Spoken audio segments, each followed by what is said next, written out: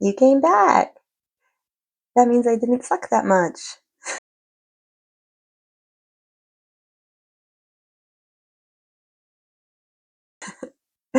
So, before we get into it, I just want to make a quick apology about my last video on the mic issues. See, this is my spare. I'm using this type of mic, and at the time, the mic didn't have a clip. So what I had to do, I had to improvise and then stuff it into my shirt. Upon doing that, didn't realize this was rubbing against my skin. So that's why you hear that crackling. So I apologize. Again, I'm new at this, so I'm learning as I go. Anyway, I'm here to talk about Brynne Weaver's Ruinous Love Trilogy. Yeah, these books have taken the book world by storm. And if you know, you know. And if you don't, well, buckle up, buttercup. Now, I will say I did record another video with this, and when I was watching it, I felt like such a goofball because instead of saying the proper title of the first book, Butcher and Blackbird, I kept saying Butcher and Blackbeard. Oops. Again, we live and learn. We are going to talk about Butcher and Blackbird, along with the other two books in the series. Now, if you're new to dark romance, you're going to learn all about what we call triggers. Yeah, exactly. Triggers. We love our triggers, but it does make us question who we are as people, our morals, because in real life, we wouldn't condone any of this. It's like, no, this is not real life. Go away, go away. You do not do that to a person in real life. But when we're reading about it, we just can't seem to get enough of it, and it really makes you question who you are as a person. But then you remember it is fantasy, it is fiction, and you are allowed to love it. We love it.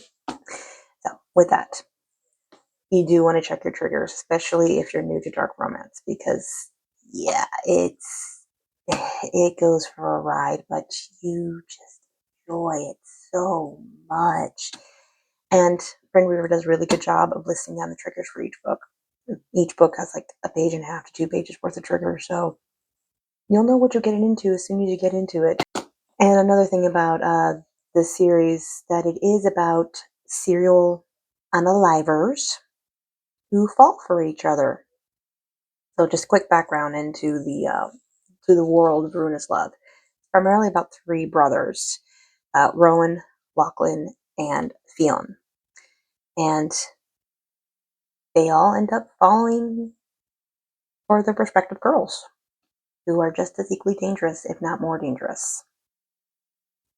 So, in Butcher and Blackbird, we meet Rowan, again, who's a serial unaliver, and Sloane, another serial unaliver, and she is one deadly, oh yeah, that word. But you love her. And I swear the banter these two have is just addicting. And the characters overall in a book always have to have chemistry. That's how you make the book flow. That's how you get readers invested. And very rarely do I see an author do it as well as Brynne Weaver did with Sloane and Rowan. I couldn't get enough of their banter. I couldn't get enough of their chemistry. It's like, if there were ever any two people out there, rather than be fiction or real, they were truly born and made for each other. And that's what Brynne Weaver wove from her beautiful mind with these characters. Now, one thing that this book is very popular for is ruining certain food.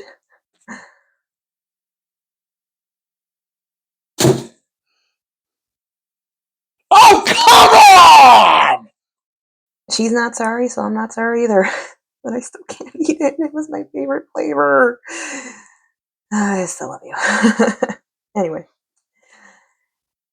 the suspense in this was awesome. The banter was awesome. The comedy was top notch. I mean, I didn't think I would laugh so much in a dark romance as I have with this, but that's what it is, dark romantic comedy. It's, in my opinion, Brynne invented her own new genre. If this genre existed before, I haven't seen it, so I could be wrong, but I think she created a whole new genre, and if whoever did it before her, let me know, but she did it. It was awesome. They do have their tribulations, they do have their struggles. It is a slow burn, but once it gets to the good spice, it's good spice. And honestly, it was a very hard book to put down. I loved it. 100% loved it. Solid 10 out of 10 for Butcher and Blackbird. Blackbird. And we go on to the second book, Leather and Lark.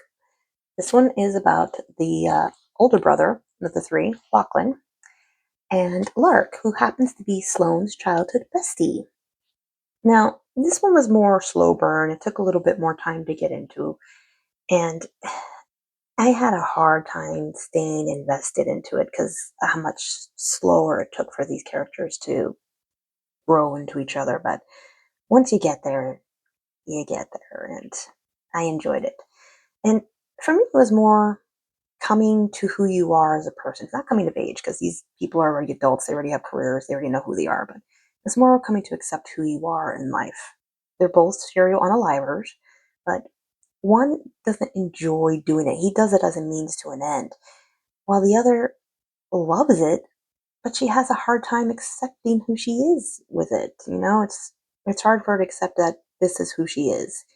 And they grow together to accept who they are. And again, food is ruined.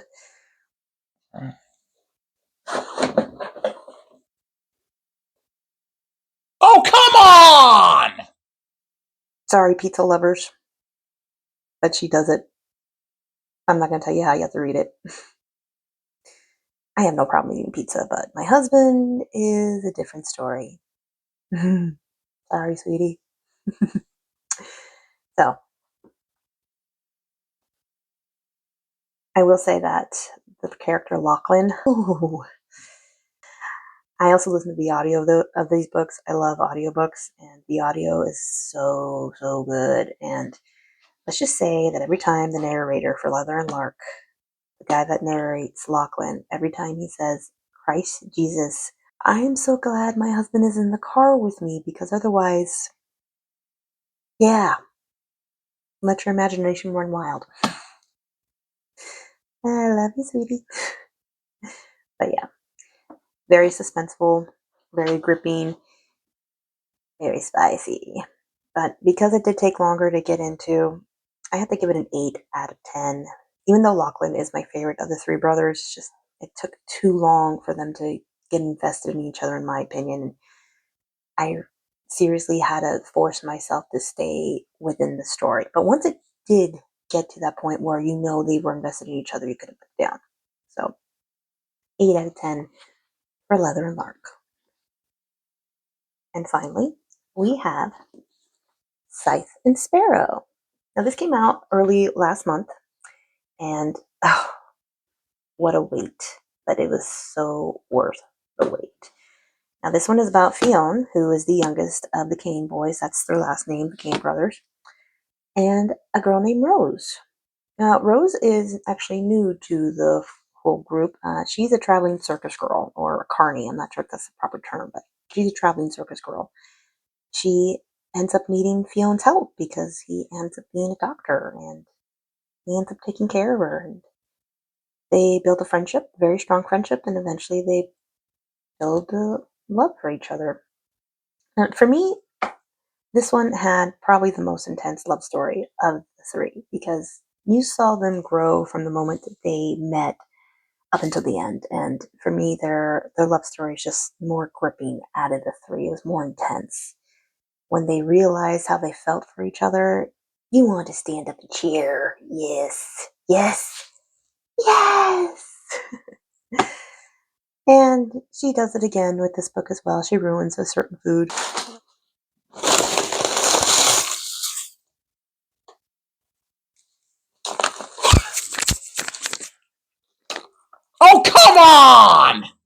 not a food I really cared for in the beginning, so for me, it wasn't that big of a loss. And yeah, spoiler, she ruins cotton candy.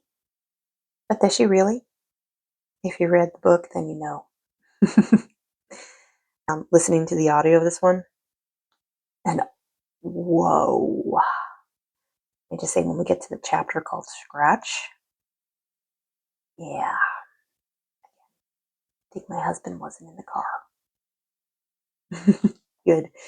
Good narrations. If you love audiobooks, I highly recommend you read these books. It's so good. So good. And basically, with these books, like I said, they're unconventional. They're about serial unalivers. And they're about discovering who you are and finding people who match your crazy, your chaos. Uh, for me, of the 6 characters, I probably related to Rose the most because she's the most chaotic of the bunch. She's the outsider. She's lived her life just chasing chaos. That's what she's always wanted. She's not afraid to go full throttle on anything. I mean, you tell her to go running into the depths of hell with the flames burning, and she's gonna take off, not even break a sweat. She's a girl that will stand up for her friend against anyone, no matter the situation. She'll defend them to the ends of the earth, and she'll teach them to grow. Granted, she didn't have to do this very much in that book because Fionn was pretty much there, but she did help him get there in certain points because Fionn was still struggling with growing. Even though he was pretty grounded, you could tell that he's still wanting to discover who he was, and she helped him discover that. So for me, Rose was my favorite character. She's the one I related to the most. But the most dangerous baddie of them all had to be Sloane. Why, you ask? Well, you have to read the book to see how she unalives certain people because it's pretty gruesome, but pretty great at the same time. Now, just to clarify, these serial unalivers only unalive people that deserve it. They don't go after innocent people. No, no, no. They go after people who have done treacherous, bad things to other people. I'm talking those words I'm not allowed to use. Yeah. They go after them and they take care of them in their own special way, and you cheer for it because you're like, why don't these people exist in real life? They probably do. We just don't know about them, and we're better off not knowing about them. But it's fun reading about the fiction aspect, if you know what I mean. So for Scythe and Sparrow, I give that a 9 out of 10 because Butcher and Blackbird beat it out by that much. That's basically why. Great trilogy, great stories. Loved them, loved them, loved them. Now, I can't give you too much without getting into spoilers, but I would highly recommend reading them, especially if you love dark romance and you haven't caught them yet. And if you're new to dark romance, again, check your triggers. Read over that trigger list very carefully because there's a reason they're there. If you are triggered by anything in there, then you're better off either skipping those parts or just not reading it at all because you need to keep your mental health intact. That's what I feel about the Ruinous Love Trilogy. I loved it. And I heard that they're making a movie of Butcher and Blackbird, and I cannot wait. I'm just hoping they do the film justice, because usually when they do book to film, it's always hit or miss. Either the film is really or it's really great.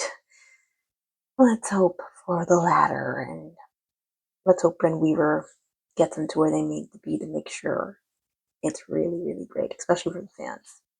As for what I'm going to review next, well, I had been reading the Lord series by Chantal Tessier. I just started it. I finished Ritual about an hour before I filmed this, and it was so good. I could not put it down. Very, very spicy and dark, and it had a lot of twists, a lot of turns, a lot of things I wasn't expecting. This girl knew what she was doing. Loved it. I'm going to go ahead and start the next book probably today or tomorrow. And I'm not sure if I'm going to review the whole series or just the first 3. We'll see, but definitely going to check them out and let you know. So, and I am still working on my book, Valkyrie's Sisterhood. And I'll tell you more about that later. But for now, thanks for coming by. Hope you enjoyed. Check out the Ruinous Love Trilogy by Brynne Weaver. You will not regret it. Just, be weary that you will have ice cream, pizza, and cotton candy potentially ruined. Not sorry. All right. Thanks for stopping by.